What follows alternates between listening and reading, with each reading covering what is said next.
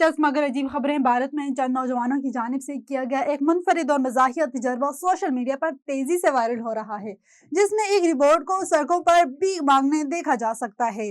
نوجوانوں نے خود تیار کردہ روبوٹ کو عوامی مقام پر لے جا کر لوگوں کے سامنے کھڑا کر دیا اور اسے پروگرامنگ کے ذریعے راہگیروں سے بھیک مانگنے کا ٹاسک دیا۔ اچانک سڑک پر ایک روبوٹ کو بھیک مانگتے دیکھ کر شہری حیران رہ گئے، جبکہ متعدد افراد اس دلچسپ منظر کو اپنے موبائل فون کیمروں میں محفوظ کرتے دکھائی دیے۔